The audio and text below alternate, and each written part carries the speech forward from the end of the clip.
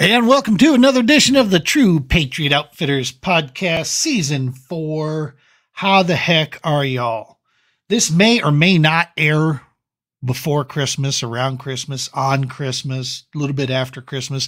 It's podcast season, folks. So we're doing a lot of recordings here. We're putting a lot of stuff together. As you know, we've changed our format here with the True Patriot Outfitters on what we're going to focus on from here on out. On a national level, the primary main focus of our angler interviews will be focused around veteran, active military, first responders, or individuals working in nonprofit sectors that are just making a difference out there. But in the same breath, I want it to be known that we are based out of Colorado, and this is our home base. And the Colorado anglers have really played an intricate key part in keeping the podcast running, keeping us up there, and supporting us. So we are going to do the same for the two clubs that we have out there. The Colorado Kayak Fishing Club has their own podcast, so we always try to defer to them, let them take care of their winners and so forth. But we also have the Colorado Kayak Bassmasters that we end up fishing quite a bit. And so we're going to continue to support those anglers around it with angler interviews and all that good stuff. Tonight's episode being brought to you by none other than Eagle Claw Trocar, made in the USA, terminal tackle gear. Get you some of them hooks. If you like hooking fish and them not coming off, that's where you want to go. If made in America means something to you, check them out. Eagle Claw Trocar, made right here in Denver, Colorado. You'll never need another terminal tackle supplier out there after you move over to them. And of course, New Canoe.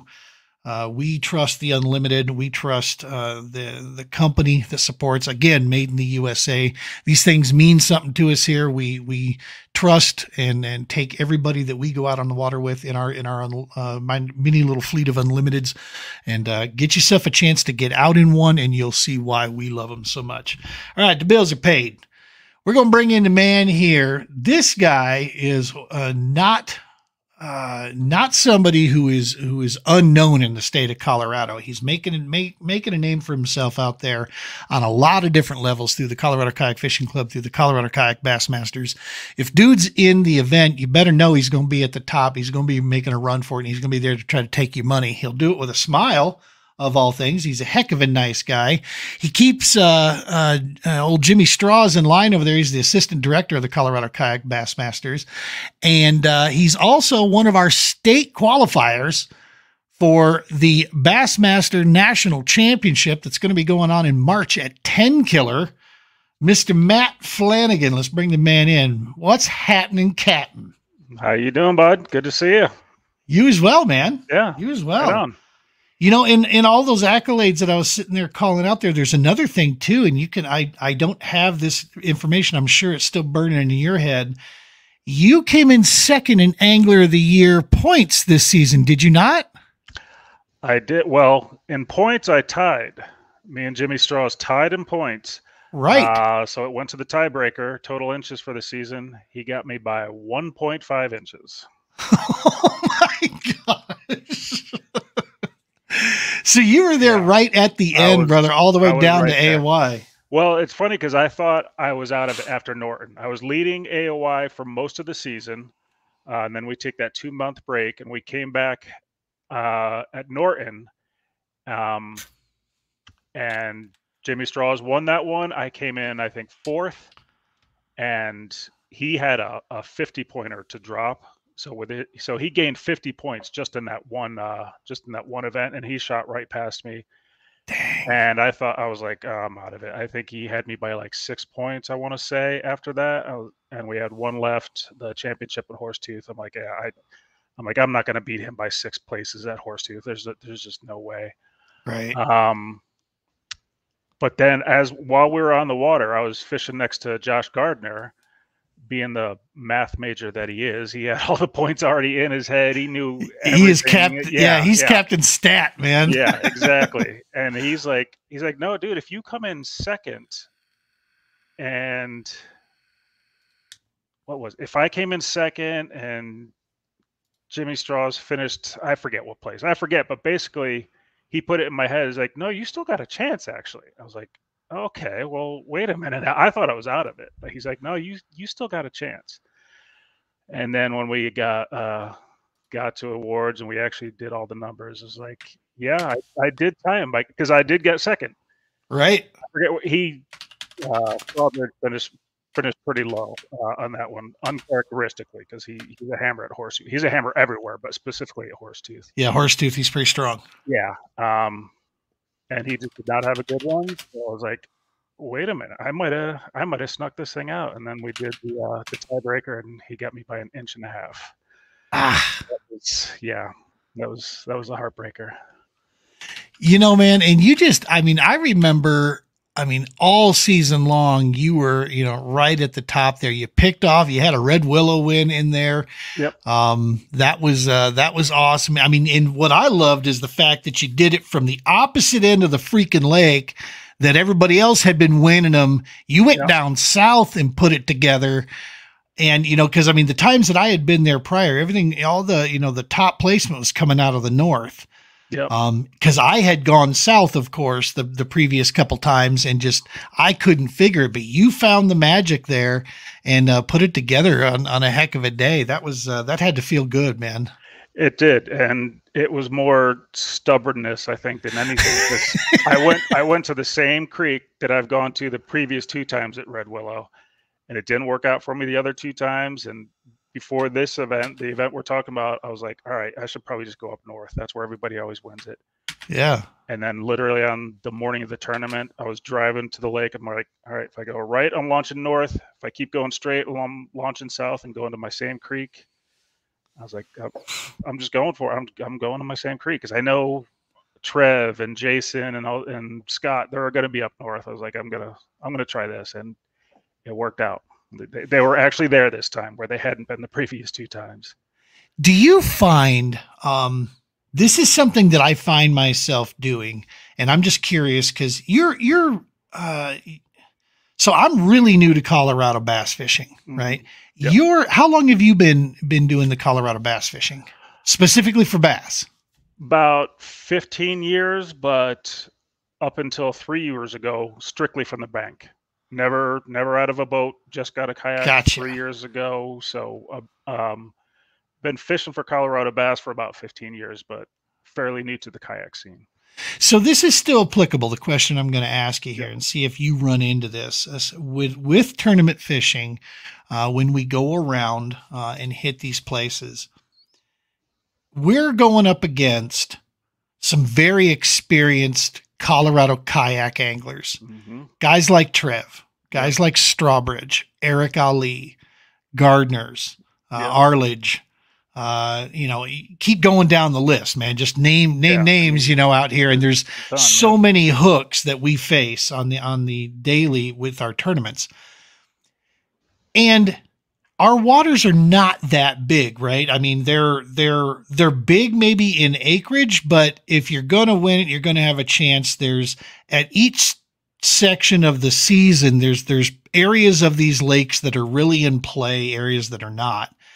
So resources are kind of limited and information gets out. So you kind of know where people are at. You kind of know the general area of the lake that they're going to go, if they're down by the dam or if they're up a creek or if they're in a certain channel, creek channel or whatever. When you go out on tournament day, do you find yourself sometimes purposely avoiding these areas to go try and find your own stuff? Just for the sake of saying I found my own stuff, I didn't need to go off of previous history type stuff. Do you find yourself getting into that situation sometimes where you make a decision to just, I don't know, I have got nothing to tell me that this is going to work, but I'm going to go to this area and see if I can make it work? Yeah, it's partially that and partially to stay away from those guys. I'd rather fish by myself. I don't want to be necessarily, I'm fine sharing water. I'm not somebody that's going to get all Tommy Biffle on you or anything like that. But I'm okay sharing water, but I'd rather fish by myself. So I tend to try to find spots that there's not going to be a crowd at, and sometimes that might cost me by not getting on that one point at Horsetooth that everybody goes to. Yeah. Yeah, man. And that's, I did it in the boat world. I do it now. It's just part of where it's at. And it comes with a cost. Those casuals that are on the outside watching that don't really know who you are type thing often type of wonder, well, what's this guy's problem? Why does he not? I mean, he knows that you got to get down by this, or everybody knows this, but yet he's going elsewhere. Yeah. There's actually a reason for it, type thing. It's like when I was at this last time when I went to Red Willow there, I purposely during practice did not fish much at all, man. I just drove around and I was marking wood. I was marking grass. I was marking ditches. And I was, looking for any kind of weird, obscure offshore, rock piles if I could find them. I went around searching that whole thing. Day one, the one you won, that one there, I couldn't put it together. I couldn't find where they were, which pattern they were relating to it. And so I covered a ton of water, super tired by the end of the day. Got a good tip from one of the guys on day one, and the tip was grass. And so I'm like, all right, well, I've got a ton of grass marked on my, all over that north area. So I started going down the list of all the grass places. And sure as heck, when I just put my head down and focused on that one, but I was very happy with the fact that this was a matter of no one else. There was only on that day, there was only one other guy up there, and he was way off to the other side of the bank. And that was the guy that beat me out for second place. Yeah. Jason Duong. He was on the other side. He and I actually passed each other a couple times when I noticed that he uploaded fish and took me over, because I was in first for a lot of the day. Then he uploaded his fish, jumped up into first place. At that point, I stopped going to that other side. Right. But I was just curious if a guy like you that, dude, you're a hammer. You put it together. You catch fish all over this state and outside this state, and you have developed on the kayak side what I've seen in the last 2 seasons into one of the guys that figures out patterns really well, and you have a real good, solid understanding of the lakes out there that we get into, and so it's cool to watch. And so I was curious if you had suffered from the same thing. It's like, we know where we should go, dude, but it's a matter of trying to, like because you had said it, I was too stubborn. So I went back to that place. Yeah. It's like, and part of it was, like I said, I knew all those guys were going to be up north, and part of it was I didn't have a ton of experience up north. Just because the creek where I did win it in, it's such a cool, there's just tons of brush piles and laydowns. It's an awesome creek. It just looks perfect. I was like, it's got to pay off one of these times. And it did. Yeah. But then the second, when we went back a couple months later with CKFC, when CKFC went up to Red Willow, I took second in that one by going up north. I was like, I'm out of the AOY hunt for CKFC. Let's just try something different this time. And I went just fishing blind, just fishing visible cover, that's my strength anyway. And it worked out, I got second, came dang close to first actually, but nice. Yeah, it was cool. So, it paid off going up north too. So now I got a little bit, now my decision is going to be even harder next time I go there, I guess. I've already decided that for the Red Willow event for next year, one of the days, because we're doing that back-to-back day again, one day I am going south, one day I'm going north. I'm going to split them up. I don't know which day is which. That'll depend on what practice, pre-fishing tells me what I see.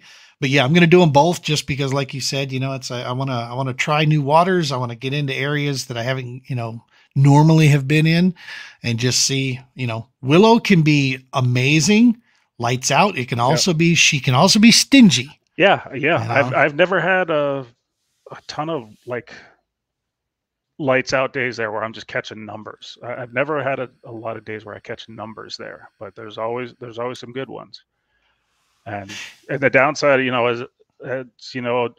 also doing YouTube videos, so most of the guys in the club saw exactly where I won it. They saw me throw my black and gold buzzbait. So, who knows? I might have more company there this year. We'll see. And that's one cool thing about, and you can relate to that with the CKB, the majority of our anglers are pretty experienced, anglers, the men and women that compete there. And so I think there's a lot of unwritten, code that we all abide by, that, Hey man, if you're not there, yeah, I'm gonna fish the hell out of it. But if you're there, yeah, we stay away. That's this is your area that you found, that you're on now. And that's tough. It does get tough because you're dealing with, small bodies of water. There's not a lot of real estate there. Yeah. But by not being on the specific doesn't mean you can't be 100 yards away or whatever, just work in different areas. But, so it's still the other side of it is just, those unwritten ethics, type thing that a lot of folks, abide by. That's actually going to be one of the topics that Jim and you should come on that and co-host with us. We're going to do a little off series here where we kind of go unfiltered. It's all right. It's all right. Wife just came home. The dogs are letting her know. They are very excited to see her. Yeah. We're dog people too, man. And we, so totally get it, man. That's how they say hi. Yeah. But yeah, if you guys are doing one on that, I'd love to. It was going to be one of we're going to spin off and do just a little series that's not TPO. It's obviously produced because it's me doing a lot of the stuff with the TPO, invested stuff, but it's going to be, it's called Unpinned. It's going to be a series of like 6. I saw the first one you guys did. Yeah, it was good. Yeah, we're just going to let opinions fly a little bit. Yep. And, we'll free ourselves from any association to organizations or companies and just real talk, man. Just, get into some stuff. So yeah, that'll be cool for sure. So you had this 2023 season. How many wins did you put up this year? Just one. Just the one at Red Willow. Okay. Yep. But you came damn close at a couple others, I thought. I had a second and a couple third or a couple fourths, maybe. I don't even know. Let me see. Were you cashing some checks then? Yeah. Getting some gift cards. Heck yeah. Yep. I made some money. Did all right. Yeah. I think you showed, you had this very cool breakdown where you literally look at your cost benefit analysis, man. That's what I'm looking at right here. I was looking at that spreadsheet that I put out there for the club to see, and I'd let anybody borrow it if they want, because I've got all the formulas plugged in. As soon as you put in the miles, it tells you the gas and all that stuff. And according to this, without counting food and stuff, what was it? Didn't you break even? Almost dang close. That's awesome. My cost was about $2,700. After my winnings were about 25 and change. So I, not counting food, I spent around $200 for the season. So I was pretty surprised to see that, honestly, when I put it all on paper. Isn't that an eye opener though, brother? Yeah. I mean, even with a local in-state, deal, mind you, we do have to drive, right? I mean, it's not like we have a plethora of fishing spots that are 30 to 45 minutes from our house. Yep. We got to put miles to get to these places, but just the sheer expenses. And dude, you camp in your vehicle most of the time, right? Yeah, I do. I sleep in the minivan. That's most of the times, unless it's like, July or August, 90 degrees or above. I'm not gonna, but yeah, most times I do. And last season, the only real far one I went to was Truman for the All-American Classic. Then Red Willow and Norton were the out-of-towners, but I'm looking at next year's schedule, and I still got a bunch on there that I probably won't make. But as of right now, my yearly cost is looking at like almost $5,000, but it's not going to be that because I've got a few All-Americans on there that I'd love to make, but I don't know if I will, like Minocqua and Okoboji. I've got those figured in just so I could see the cost of them, but we'll see. Truman for sure will be, and then Oklahoma, I'm going to be driving to Tulsa for the championship. So I'll have a few more out-of-towners too. That's awesome, man. Yeah. That is good stuff. And on the All-American side, like I said before, absolutely. I'm working deals right now when we're putting this stuff together with the All-American, where we're finding at most locations we're getting host hotels and campgrounds that'll give angler discounts and give anglers, specific, rates for these events here. They're not huge, but they're at least something, and for certain areas for sure. So we're trying to make these easier for folks to get to. along the way. So Yeah, that much is certain. There are a couple on that All-American schedule that I'd really like to get to for sure. Yeah. Yeah. I'm interested to see how Minocqua plays out. I know it's the people that went there absolutely loved it. Yeah. But last year, one of the negatives that we heard was too much water to consider when we had a 50-mile radius. That was just kind of sensory overload for a lot of folks. And I get that, man. I feel that a lot because I felt that when I was looking. It's I just looked at 50 the map. miles. Yeah. I just looked at the map when I was considering it this past season. I was like, oh my God, where do you even start? It's like the Mined Land one, same thing there. Like where, throw a dart and just pick one. I don't know. Yeah, that one I felt like at least Mined Lands was, literally within minutes of driving around for the most. There wasn't any one that was too wickedly too far, but I mean, you're talking 50 miles through that type of terrain up there. I mean, that's an hour and a half, 2-hour run in some cases because it's not a straight highway shot. Yeah. It's 2-lane squirrely roads down through thick Sasquatch forest, with lakes and water all over the place and tiny little rinky dink, blink your eye towns type thing. So yeah, it can be overwhelming there. I don't think it's going to be as long of a distance this year. We've been talking it over, looking at permits on what we actually have. So I know the area is going to crunch down. One absolute that'll be put into play is that it's Wisconsin waters only. With a 50-mile radius, you can get 25 miles north into the Upper Peninsula of Michigan there. Like dang near get into Canada, up there. So we're going to basically, that's out of bounds in this case. So if whatever mileage distance we go from Minocqua Center, it's going to be Wisconsin waters only because that's what we've pulled permits for. So, but yeah, man, any of those that you head up to, man, let me know if there's anything I can do to work with you on, making that cost any easier. Just to get up and having at least an experience of getting into some of those, definitely those events. I also got my eye on Lake of the Ozarks. Yes. Because it's early, early in the season before we get going here in Colorado. So get a jump on the season. It's a manageable drive. So I got my eye on that one too. That's going to be a fun one. Yeah. Especially that time of year, pretty much more of the lakes in play. You won't have to worry about a ton of wreck boaters. Yeah. Yeah. After Memorial Day, or if they get really good weather in May, there's just sections of that lake that you don't dare get near. I've heard. That's what I've heard. Yeah. Yeah. Even in the boat days, I wouldn't take my 21-foot bass boat through there because I'm not joking, dude. It is 5-foot rollers coming through those skinny channels because of all the traffic. It ricochets off those canyon bluff walls, man, and it just creates just unsafe stuff. I wouldn't even dare get near some of that stuff in a kayak. No chance. Yeah, I hear you. But well, awesome, dude. So this next coming season here, obviously the big one is the championship, brother. I mean, that's the thing. You're getting a chance to go represent the state of Colorado. We had Chen on here already. He came in third. You come in second place at Horsetooth for the state championship, which qualified you to send you off to represent our state there with Matt Arledge and Chen Char. How's that feel, man? Because this is arguably the biggest dance in our sport. Yeah, I mean, there's somebody, some could say the Hobie TOC, but maybe the most money goes on at the Hobie TOC, but the most diverse range of anglers, in my personal opinion, are coming out of the bass chain.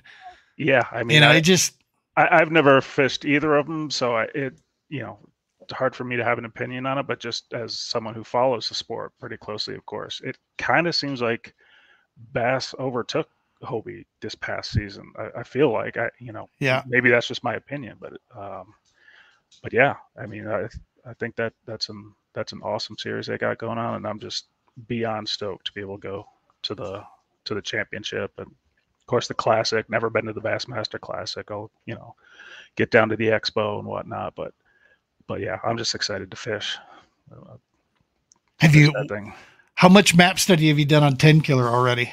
A decent amount, not a ton yet. I've done some. I know where I'm starting on first day of practice. I already found one little cove, that just looks awesome. It's in the upper part of the lake, which is more largemouth country from what I understand, which is, you know, 3 months away is my plan.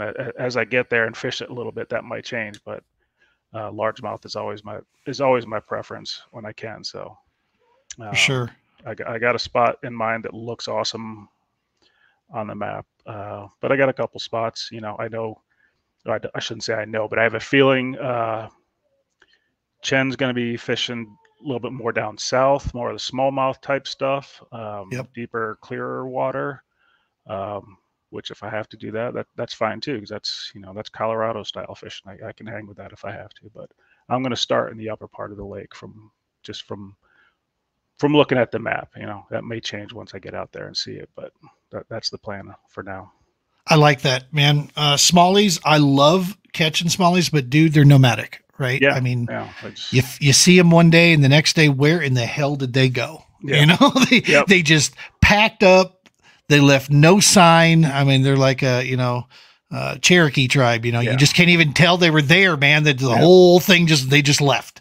And so it can be crazy. I'm not a live scope guy. So, that of course helps with that kind of fishing. So, I'm just going to fish my strengths, just throw a Texas rig, throw a chatterbait, throw a buzzbait, the stuff that I'm comfortable with, and hope that I get the right area. I was talking to some guys about it, and they reminded me of the fact that don't think for a minute that Oklahoma lakes aren't part of the Ozark type lakes. Mm-hmm. So you're going to find sections of that body of water that's rocky and clear water, not a ton of vegetation. You're going to find brush and stuff like that, but not a pile of grass, But then there are little pockets that you can find that, do carry some of that, but it's definitely part of the Ozark, area up there for sure. Yeah. So it's an interesting deal. We're hoping to actually get there for the classic portion. I'm hoping to get in late Thursday night. And literally, I'm literally looking at flying straight into Tulsa because we want to get there for the classic and try to cover some of that with some content and media and so forth. Right on. Yeah. And, awesome. So I'm hoping to stay pretty close to the convention center and just you take like an Uber or a shuttle over there and spend a couple days roaming around there, shaking hands and maybe meeting some contacts and people that I've known over the years. So heck yeah. Hopefully if that's the case, I'll have to hit you guys up because I'd love to grab dinner with you guys when you're down there. For sure. Yeah. I don't even remember what days are we fishing? Are we fishing Wednesday, Thursday? Yeah. It's a Wednesday, Thursday. And then the classic goes Friday, Saturday, Sunday. Yeah. And I want to say that at the event center, it's a Saturday, Sunday type deal. Maybe a little bit of Friday as well. They have the the expo going on there. Oh shoot! I hope they do because my plans can change. But I was thinking I'd go to the expo on Friday and then probably hit the road Saturday. But if I have to stick around till Saturday, it's not the worst thing in the world. I'm pretty sure that it's the expo's going on Friday, Saturday, Sunday. Okay. So like most do. For sure. Well, good stuff, man. That's exciting. We've said this before, man. I'm so freaking proud of the three of you guys that are going. I really, really love that it's going to be you three that are going to be representing the state of Colorado there and taking a shot for us because you guys are flat ass out just, damn good anglers, man. And as long as you just fish like I told Jen, do exactly what got you there. Go have fun above all, but just, do exactly what got you there. And you guys are going to rock, man. I'm so stoked to see it unfold for you. Yeah, I'm excited. I'm excited to spend some time with those guys in particular. We're getting a house together, learn from them just like I learned from everybody else in the club. I'm excited to see what they do in practice as opposed to what I do. And just, like I said, just learning from them because I can't even tell you how much I've learned in the past 2 seasons of being in both of these clubs. It's just, it's the best way to become a better angler. And I absolutely would not be where what I'm doing without a lot of help and a lot of knowledge from some of the guys in the club, for sure. Guys and girls in the club. Well, I was surprised to find out, but you and I are like same age. Mm-hmm. You look about 10 years younger than me. Thanks, bastard. Yeah. I'm over here aging like milk, Matt. What the hell? Hey, come on. I got quite a bit of gray going on here. All right. Whatever. Dude, I look like I sneezed in a bowl of powdered sugar. Right? Yeah. You're actually though in good, I mean, you're in great physical shape, you know, through and through. And you know, so I was impressed when I was like, oh my God, he's like the same age, because you're 51 also, right? Yep. Yeah, we're same age, we're same generation. But so you can, we're coming from the same area. The moment I think that we stop learning from young, old, new, experienced, when you can't take something from those guys, you might want to consider the fact that maybe you're getting a little codgety in the head, right? Yeah. I mean, we just got to continue to learn because I learned stuff from kids that are, you know, brand new coming in, all the way to the old, you know, the old guys that are running around out there. I'm still picking up tips and tricks. Yeah, you know, from that stuff, and staying open to it, man, is you hit the nail on the head there. You gotta, you know, try to pick up what you can. Yeah, for sure. Yeah. Well, good stuff. So that's coming up in March. Folks, you see the Instagram and the Facebook page down there. Make sure to go give Matt a follow along as he heads off to represent the state and himself there at the National Championship. Want to make sure we get that stuff in there. Plus your YouTube channel. What I didn't put that on there. Let's make sure we Matt Flanagan Junior Fishing, same thing. Yep. Oh, it's the same one as for Instagram? Yep.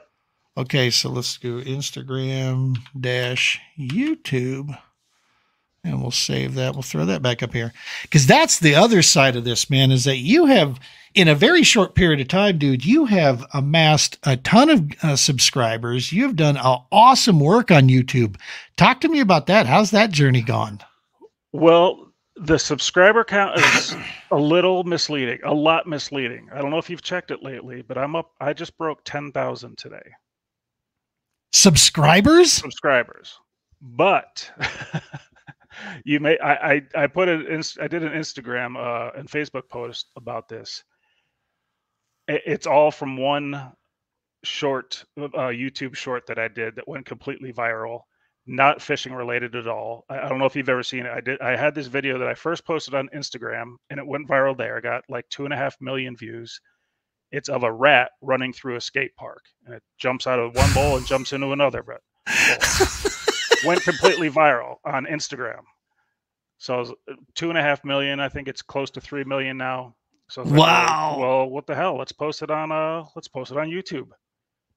It's at 13 million views now on YouTube, and I think I was at about 500 subscribers when I posted it. Now I'm over 10,000. So when I say my subscriber count is misleading, my fishing videos still only get a couple hundred views because of those 10,000 subscribers, 9,200 of them don't give a crap about my fishing videos. So when you see 10,000 subscribers, you're like, oh, this guy's a big deal. No. A lot of them are probably going to fall off when they realize, well, wait, where's all the rat videos at the skate park? What's this old guy just fishing all the time? So yeah. Well, speaking of, I mean, you're quite the skater. I mean, is that something you bring him, through your childhood? Oh yeah. That's actually what led to the YouTube stuff, because I grew up skateboarding. I don't do it much anymore. I still roll around. That's where I got the video. I was at the park, just kind of rolling around. I don't do tricks anymore. I actually broke my back 3 years ago skateboarding. Right after I got my kayak. So I especially don't go hard anymore. But I still do like to roll around and just still do it every once in a while. But that's right.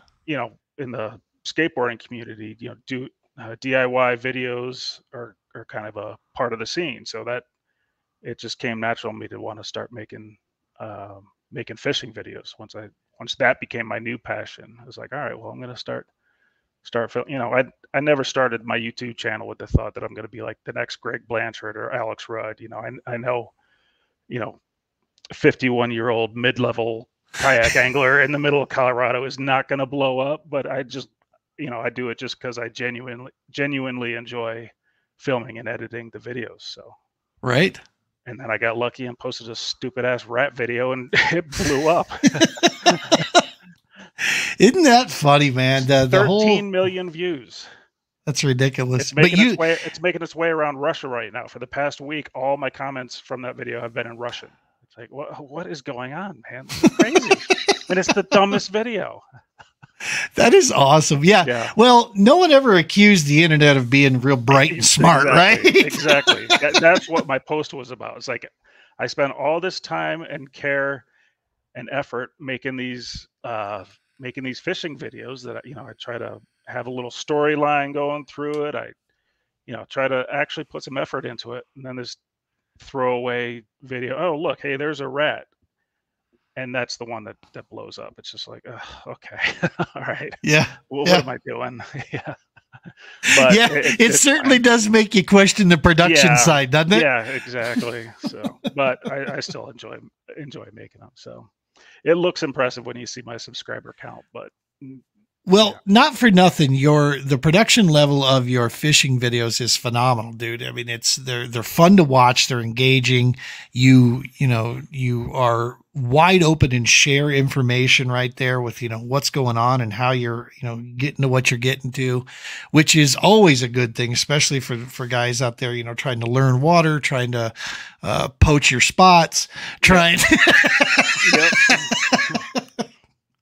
Not that ever happens out here in Colorado. No one ever does that. Nope. So let's talk Colorado Kayak Fishing Club. You saw their schedule. They did a little realignment of their schedule, which looks really, really exciting. I'm actually going to now be able to get into a couple of those events now that they realigned some of their dates. A lot of those events do conflict with the All-Americans, so I'm going to be at every one of those, so I can't make it. But I think I picked up 1 or 2 additional events that I can actually do now that the CKFC is allowing motors to be inclusive for motors. Yep. I can get in. We don't. Like I said, for me to put my pedal drive system in there, it takes a complete reconfiguration of the kayak. And I'll be honest with you, I've gone out fishing with our pedal drive system. I've even been in a Hobie PA with its pedal drive system. It's just too much. I'm not built really well for that. Okay. Yeah. I got a big gut, that I would love to figure out how to, get the motivation right to get rid of. But even with that, I like having free space. And so for me, the pedaling system, it doesn't float it for me. So I was very happy to see that they're going to at least allow. I know some guys love it, man. Some guys prefer that, and that's totally cool. I respect that. All I ask, all I ask for in the same is, well, respect the fact that I hate it. Yep. I think it's a pain in the ass. Yep. I love my either bow mount or stern mount motor on my Unlimited, man. It's a blast to get out there. Shoot, I've been making long runs before coming back and nearly falling asleep in the seat of my yak, man. Yeah. It's so comfortable and relaxing out there. See, I would love a motor. I think if I did, I'd probably want like an NK 180, whatever, sort of like Greg Blanchard does. He's got his NK 180 with his pedal drive, because I wouldn't want just a motor. Yep. I like being able to make those little adjustments, just quick pedal back, quick pedal forward, whatever. Yep. I like being able to make those little adjustments without having to hit a remote or however the hell you work a motor. I don't know, but yep. So I'd still want both. I would like a motor for those bigger runs, but I wouldn't want just motor, I don't think. So now you're running just my style. You're running a Native Slayer, is that right? Yep. Still got my Native Slayer Propel 10 footer. Probably smallest boat in the club, I'm guessing, but it's gotta be, yeah. Yeah, it's working. But I do want to upgrade to a Slayer 12.5, the Max, or maybe the Titan. I don't know. I was gonna say that. I will say this: I am Team New Canoe through and through. I love the company, love the kayaks through and through. But I will openly admit that Titan X, man, that got my attention. I'm like, hello, that is a pretty impressive rig. It is. I can tell there's a lot of time, thoughtful effort, and quality put into the construction of that rig. And I was like, wow. I do have some constraints though. I mean, besides money, I do okay, but I don't make a ton of money. That's why I don't have live scope. It's not because I'm anti live scope. It's because I can't afford the damn thing. But besides that, my house situation, I've got a townhouse and we don't have a garage. I've got a shed out back, vans parked out front. So I literally have to carry my kayak through the house, through what you're looking through behind me. I've carry it through the house out front to the van. So it's fine with that little Propel 10-footer, but if I get even a Slayer Max 12.5, that's I think 30 pounds heavier. If I got a Titan X, I'm not carrying it through the house. So, no, God, no. So I've got some limitations there. I am looking at maybe getting an enclosed trailer, sort of like you have, something that I can just park out on the street. I'm not in a bad neighborhood, so I'm not super worried about it getting jacked. I would put put the Philly boot on it and whatnot. I'd lock it up good, but that way I could get a bigger kayak and just leave it out on the street rather than having to carry it through the house. So I am a little limited on getting another kayak, but that's all right. The little 10-foot is working for me. Dude, you get it in places. And the other thing is that yak wagon of yours, bro, you are what makes kayak fishing so freaking awesome. The fact that you've got this minivan that you can roll down, that kayak, she goes up, fits nice and snug right on the roof. Yep. You have your entire lodging situation squared away right there in the back of that thing. I mean, bro, that is one of the things to me that was so impressive when I was getting into kayak fishing. I actually tried to figure out a way to use my wife's Acadia, and I used you as the example. I was like, the way Matt has got his set up, man, because I was considering with the wife's Acadia is finding a way to get, the rack system up there. The problem is what you just stated is that with the Unlimited, she's 12.5 foot plus. Mm-hmm. I mean, it's a big yak. I didn't want to damage the vehicle getting this thing up and off. It doesn't weigh that much empty, but by the time I put a couple things in it, she starts weighing. Yep. And then I started looking at, okay, so that means I got to strip everything out of it, including maybe even the seat to get it up there. Where in the hell am I going to stuff all that now? Yeah. And then where am I going to keep my tackle and this and that? So I just ran into logistical issues, but there's something burning on the home front at New Canoe that I'm pretty stoked about. So we'll see what happens with what they got cooking in the next few months. There could be a cool announcement coming down the pipe. Nice. So we'll have to see what comes out of that. But that's a cool deal that you got set up there, man.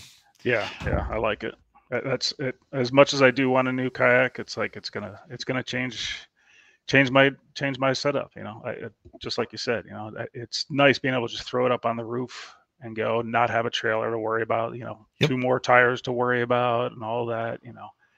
I don't want to go the trailer route if I don't have to, but I'm sure I will eventually. Dude, when I do the long haul stuff, I don't take that big trailer. I mean, I'll take it to Red Willow. I'll take it to Norton. I'll do that because that's 3-4 hours. That doesn't kill me. But the gas mileage, I ran it to Mine Lands, and that gas mileage about broke the bank. Oh, jeez. All the money I thought I was saving by sleeping in the trailer, I spent in gas. Oh, shit. It literally cut my gas mileage in half on that that pickup of mine. Cause my pickup, she's only a little half ton with that 5.3. It's like a 305 V8 in it. So I went from 17, 18 down to 8 or 9. Yeah. And I'm like, shit, I could have just brought the one yak only and stayed in a hotel for the same cost that I just spent all this money in gas. That's another part of my dilemma is, as much as I want a bigger kayak, I'm either gonna have to get a trailer or a truck. And if I get a truck, then I lose my Hotel California I got there in the back of the van. Right. My coffee maker on one side, my fan blowing on my face on the other side. I've got it set up in there, man. So, that's awesome stuff. So I love that.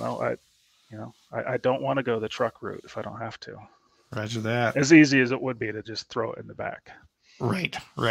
No, I got it. Yeah, I get you there. Well, this is sweet, man. So I was where I was going with that first chain there, CKFC. What's it look like for you on there? You going to be able to compete for AOI with those guys as well? I hope so. I hope so. I haven't cracked the top 10 in CKFC yet. I don't know why. It's the same damn group of guys almost. Well, that's not true. That's not true. There is a bigger field in CKFC. Yeah. But yeah, I'm hoping starting at Boyd. Boyd's a tough one. Oof, man.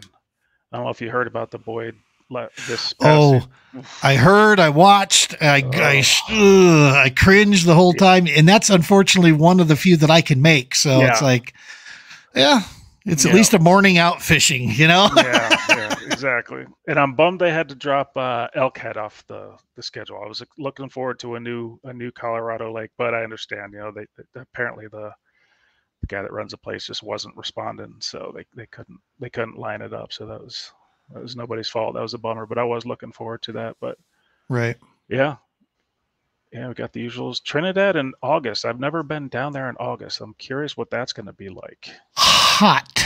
Yeah, I would think so. I would think extremely hot. Didn't we go there 2 years ago in August? Never in August. No, I think we went there in June. Oh, geez, I really don't remember. Oh, you know what? No, I do. I got my 22 right here. Trinidad. We were there June 25th with CKB and July 10th with CKFC in 2022. Gotcha. Yep. Gotcha. Yep.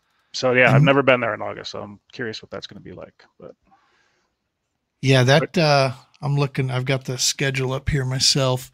The ones that I can make for sure, Boyd and Chatfield. Those are the ones that I can for sure get to, because the Trinidad August 18th, that area, I'm going to be in Kentucky. No, I'm sorry. No, in August we're going to be in La Crosse. So for the All-American, but yeah, I can hit Boyd and I can hit Chatfield both. Yeah, see, Chatfield's another one I do. I was going to say two of my least favorite lakes in the state, but same here. Yeah, but yeah, I'm hoping to make a better run at least crack the top 10 in AOI for CKFC for sure. That'll be awesome. Yep. Well, listen, man, I can't thank you enough for stopping by and chatting with us. Did we cover everything here? Was there anything you wanted to? No, I think we're good, man. Awesome. It's always fun talking to you, man. And for sure, let me know when you and Jimmy Straws are getting on. Yeah. Need some extra shit talking there. I'll get in there, mix it up with you. 100%, dude. You have awesome views on stuff that comes in from a different side of topics. That's always, and that's really what we want Unpinned to be, is the three of us don't have to agree. You know, that's the beauty of it. Having different opinions on these topics and sharing those and being not afraid to actually express an opinion that might be a little unpopular. That's the whole point of the Unpinned series that we want to do. Yeah. Is just to basically, just like I said, real, talk that we can get into. It's no secret. I avoid a lot of, topics, and I make sure that we remain very neutral, to the ground on stuff with the TPO, because at the end of the day, like I've told people, this is a small business I'm running here, and we're looking to appeal to a lot of people to help support us on this mission, man. That's why we run the podcast.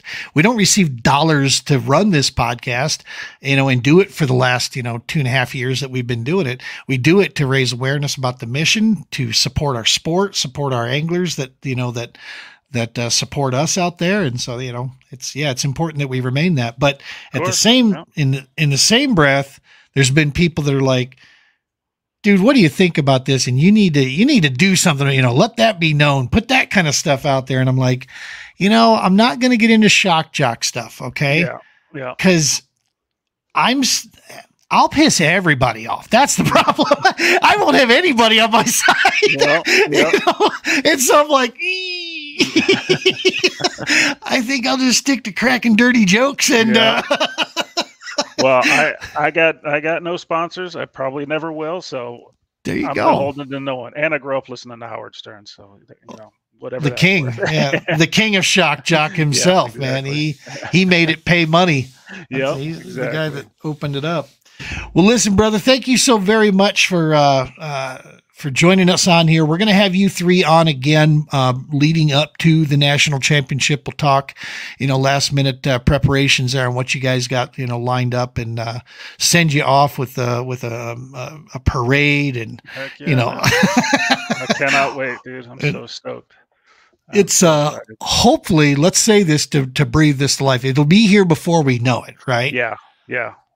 I'm going on a month without catching a fish, so I'm starting to get that twitchy feeling that I actually just got out a couple days ago. Me and Matt Collins, MC Hammer, we met up down at Pueblo. Nice. Both skunked. So oof. Still nothing. It was blowing pretty hard, the wind, so it was not perfect conditions. But is the marina still open to launch from? Yep. Okay. Yep. Will that marina ramp right there be open all winter long to launch from? I think so. As far as I know, yeah, I think so. Because I wouldn't mind going back down again. Staying in that little heater did a pretty good job in my trailer when we went down for the Veterans Day thing. And it got pretty chilly at night, but it was 30 degrees when we launched, and but then by the time we were done, it was up to 60. So, that's just what it's like in Colorado, but it's not going to be that way through the winter, but yeah, you can get out on Pueblo, from what I understand, pretty much all year. So. Yeah. I'm hoping to sneak in some of our Colorado days to be able to just run down there for a day, or maybe go down it for a day, throw a little campfire up, and then, come back the following day. And hoping to kind of scratch the itch. I'm also hoping, you can't really see them behind me too much, but I got a pair of ice rods now. So yeah, look out. I'll be honest with you, dude. The ice fishing was not the reason I bought those. It's just going to be something else I can do. Yeah. Jim and I went out to Horsetooth, and we did some schooling. We got vertical fishing. Yeah. Yes. And that's why I got those. They're 32 to 34-inch long. Yep. And for vertical dropping is what I'm looking for. And I wanted something for light gear. Yeah. Specifically. And so I've got like 6-pound and 4-pound ice. It's from our Clam Outdoors, is my mothership that is the mothership company for Blackfish and All Terrain. Mm-hmm. I've just never bought any of the clam stuff just because I'm not an ice guy. Yep. But I picked up like some of this stuff here. Yep. This frost, it's supposed to be resistant to, freezing up. It's like this smoke color. So even the braid is almost invisible. I've never tried braid on the ice. I might have to give that a try. Yeah. I'm just I'll probably still have a leader to it. The fluorocarbon leader, but I'm using it as backing, primarily. Yeah. But yeah, man, the only thing I'm worried about with those little rods like that is, should I hook into a smallie that's, of the angry sort, and they make a run to the front of the yak? These rods are not long enough to get them around the motor. And so I'm a little worried about what's going to happen there, but I've never actually tried an ice rod out of the kayak. I have thought of that, doing it for vertical fishing, but I never actually tried. Both my ice rods are sort of on the medium light side, so that they couldn't handle anything too heavy. Well, that's not true. I've gotten some big trout through the ice, and they handle them okay, but yeah, I don't know. I'm not a huge ice guy. It's more of I go begrudgingly just to sort of scratch the itch during the winter. I'd rather we had open water year round, but I do go maybe 3-4 times a year. I'll get out on the ice, but not necessarily my Do you go down here in the foothills, or do you end up going in the mountains? Yeah, I go to like 11 Mile and Antero usually. Those are the two main places I'll go. I've gone to Evergreen a couple times, but that's always just stock or trout. It seems like I never get anything bigger than 10 or 12 inches out of Evergreen. It's nice because it's the closest, but usually Antero and 11 Mile is where I'll go.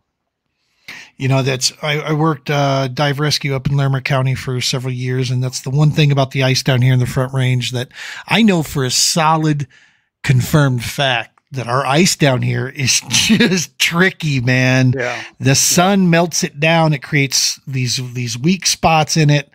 I've been on enough calls of ice rescue to attest to the fact that, yeah, man, that stuff sneaks up on you in a hurry. So I was out on, I think it was Antero once, and it was fairly early in the season. The ice was where I was drilling was a good 6 inches, but apparently there was a big pressure crack not too far away, and the wind was going, so the ice was moving a little bit.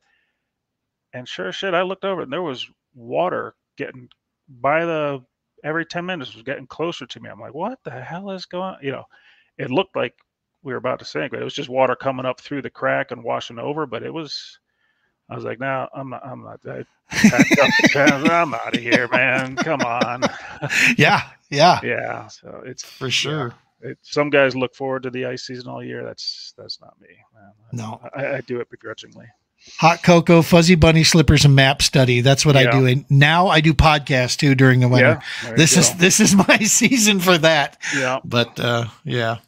All right, brother. Well, listen, you hopefully we'll be seeing you soon, and we'll get you back on the podcast here. Stay warm during this. Send our best to the family there. And as always, thank you so much. Hang tight for me after we roll out this exit here, and then I'll get with you after the show here. So folks at home, make sure to smash that subscribe button. That's the biggest help we need out there is the subscriptions, the follows, the likes. True Patriot Outfitters. If you want more information on the mission that we've got going with the True Patriot Outfitters, go to truepatriotoutfitters.org. You can see a lot of the things we have burning out there, the mission that we have, why we have the podcast, why we're continuing to push down this deal here. And of course, as always, tight lines and be safe.